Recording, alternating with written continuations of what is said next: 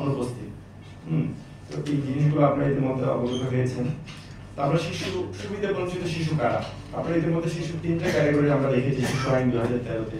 একটা হচ্ছে আইনের সাথে সংঘাতে জড়িত শিশু, আরেকটা হচ্ছে আইনের সংস্পর্শে আসা শিশু, আর একটা হচ্ছে সুবিধা বঞ্চিত শিশু। আমরা আইনের সাথে সংঘাতে জড়িত শিশু আমরা জানি যে যারা আমরা অপরাধ অভিযুক্ত বা দোষী বলি তারা হচ্ছে আইনের সাথে সংঘর্ষে জড়িত শিশু। আর আইনের সাথে সংস্পর্শে আসা শিশু কারা? যারা ধরেন ভিকটিম বা কোনো সাক্ষী, তারা হচ্ছে আইনের সাথে সংস্পর্শে আসা শিশু। আর সুবিধা বঞ্চিত শিশু এটা একটা ওয়াইড রেঞ্জ। এখানে আমাদের আইনে যে 79 ধারা, 89 ধারা যেটা বলে সেকশন 89, এখানে 16টা ক্যাটাগরি করা আছে সুবিধা বঞ্চিত শিশু। আমি একটু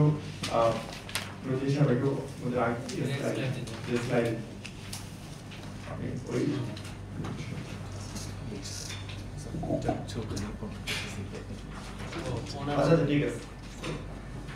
এখানে 89 ধারা কি বলা আছে 16টা ক্যাটাগরিতে? প্রথমে বলছে যে শিশুর পিতামাতার যে কোনো একজন বা উভয় মৃত্যুবরণ করেছে, যে বাচ্চাটার বাবা বা মা উভয়ে বা যে কোনো একজন মৃত্যুবরণ করেছেন, শিশু আইন অনুযায়ী সে একজন সুবিধা বঞ্চিত শিশু হিসেবে সে অভিহিত হবে। তারপর আসছে আইনানুগ বা বৈধ অভিভাবকহীন শিশু, যার কোনো লিগ্যাল গার্ডিয়ান নেই, সেই শিশুটা আমাদের আইন অনুযায়ী সুবিধা বঞ্চিত শিশু হবে। তারপর আসছে নির্দিষ্ট কোনো গৃহ বা আবাসস্থলহীন এবং জীবনধারণের জন্য দৃশ্যমান অবলম্বনহীন কোনো শিশু, যা আমরা যে বলি স্ট্রিট বয় বলি, যে যাদের হোমলেস, শেল্টারলেস, যাদের কোনো নির্দিষ্ট গৃহ নেই, আবাসন নেই, আশ্রয়স্থল নেই, ভাসমান, তারা হচ্ছে সুবিধা বঞ্চিত শিশু। তারপর বলছে ভিক্ষাবৃত্তি বা শিশুর মঙ্গলের পরিপন্থী কোনো কাজে লিপ্ত শিশু, আমরা যেটা বলি স্ট্রিট বেকার, যে শিশুগুলো রাস্তায় ভিক্ষা করে, যাদের মানে শিশুর যে আমরা শিশু আইনে যে শিশুর অধিকার, মৌলিক অধিকার নিয়ে কথা বলছি, এই অধিকার বঞ্চিত যে শিশুগুলো রাস্তাঘাটে আছে তারাও কিন্তু সুবিধা বঞ্চিত শিশু। এরপর আসছে 5 নম্বরে আসছে কারাভোগরত পিতামাতার উপর নির্ভরশীল বা কারাভোগরত মাতার সাথে কারাগারে অবস্থানরত শিশু। আমরা অনেক শিশু দেখি যারা তাদের মা বিভিন্ন অপরাধে জড়িত থাকে, দগ্ধপুষ্ট শিশু থাকে বা একটু বড় থাকতে পারে, এই মায়েদের সাথে জেলখানে কিন্তু অনেক শিশু থাকে, তারা কিন্তু আমাদের এই আইন অনুযায়ী সুবিধা বঞ্চিত শিশু হবে অভিহিত হবে। তারপর আসছে যৌন নির্যাতন বা হয়রানির শিকার শিশু। এই যে আমরা বিভিন্ন সময় দেখি যে ভিকটিম, যে কিছু শিশু আছে যারা হয়তো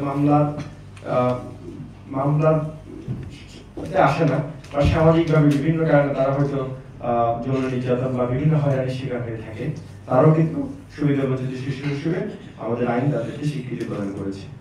এরপর আসছে যৌনবৃত্তি বা সমাজ বিরোধী বা রাষ্ট্রবিরোধী কাজে নিয়োজিত কোনো ব্যক্তি বা অপরাধীর বাসস্থান বা কর্মস্থল অবস্থানকারী বা গমনাগমনকারী শিশু।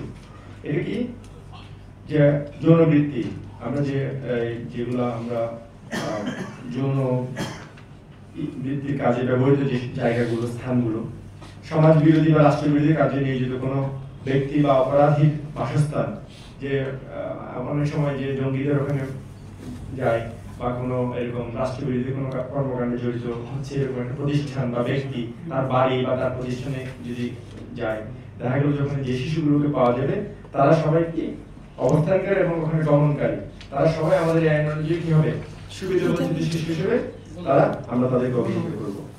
এরপর আসে যে কোনো ধরনের প্রতিবন্ধী শিশু, যে কোনো ধরনের প্রতিবন্ধী, তারা হবে আমাদের আইন অনুযায়ী সুবিধা বঞ্চিত শিশু।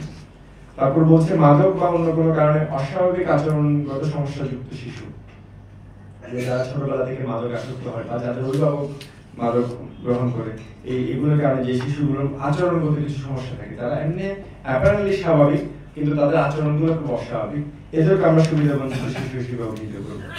তারপর আছে অসৎ সঙ্গে পতিত বা নৈতিক অবক্ষয়ের সম্মুখীন হতে পারে বা অপরাধ জগতে প্রবেশের ঝুঁকি। আমরা কালকে এরকম একটা জিনিস আমাদের নজরে এসেছে যে আমরা প্রবাবিলিটি, যে আমরা আমাদের প্রচলিত আইনে আমরা বিচার করছি যে একটা অপরাধ সংঘটিত হওয়ার পরে সেই অপরাধী বিচার করছি, এটা হচ্ছে একটা প্রতিশোধমূলক বিচার ব্যবস্থা। শিশুর ক্ষেত্রে আমরা যাচ্ছি প্রতিকারমূলক, যে সে শিশু অপরাধ হওয়ার পরেও আমরা ব্যাকড্রপে যাচ্ছি যে এই অপরাধে সে কেন করেছে, কার দ্বারা ইনফ্লুয়েন্স হয়েছে, তার আর্থসামাজিক প্রেক্ষাপটটা কি ছিল, কোন কোন বিষয়গুলো তাকে অপরাধ করার জন্য উদ্বুদ্ধ করেছে বা ট্রিগার করেছে, এই জিনিসগুলোকে ফ্যাক্টগুলোকে আমরা অ্যানালাইসিস করছি এবং তারপর বিচারের সাথে এই জিনিসগুলোকে আমরা যুক্ত করছি, যে আমরা সার্বিক পরিস্থিতি, যে আমরা যখন এরপরে যে পারিপার্শ্বিক অবস্থাটা আমরা বিবেচনা নিচ্ছি, শিশু কেন অপরাধটা করেছে। তো এখানে কিন্তু এটা খুব ইম্পর্টেন্ট যে কোনো যে অসৎ সঙ্গে পতিত হয়েছে, নৈতিক অবক্ষয়ের সম্মুখীন হতে পারে বা অপরাধের আমরা যেমন ইসলাম যে বস্তিতে যারা থাকে তাদেরকে আমরা এরকম ধারণা করি যে ছেলেগুলা যেহেতু এমন একটা পরিবেশ আছে যেখানে চারদিকে অপরাধীদের দ্বারা বেষ্টিত, তাহলে এখানে থাকলে শিশুগুলো অপরাধী প্রবণ হওয়ার ঝুঁকি সবচেয়ে বেশি। তো আমরা ঝুঁকি সুবিধা বঞ্চিত শিশুর ক্ষেত্রে এই ধরনের এই ক্যাটাগরি শিশুদেরকে রাখা হয়েছে। আবার বস্তিতে বসবাসকারী শিশু তাদের জন্য আলাদা ভাবে তারা সবাই সুবিধা বঞ্চিত শিশু। রাস্তাঘাটে বসবাসকারী গৃহহীন শিশু, এটা আমরা আগেও বলেছি, আমাদের মুখ ক্যাটাগরিতে এটা কভার করে, কিন্তু আলাদা করে এদের জন্য আলাদা করে একটা পালন রাখা হয়েছে। তারপর হিজড়া শিশু যারা তৃতীয় লিঙ্গে বলছে, তারা বেদে এবং হরিজন, আপনারা জানেন এটা আলাদা সম্প্রদায়, যে হরিজন এবং বেদে তাদের শিশুদেরকে আমরা সুবিধা বঞ্চিত ক্যাটাগরি করছি।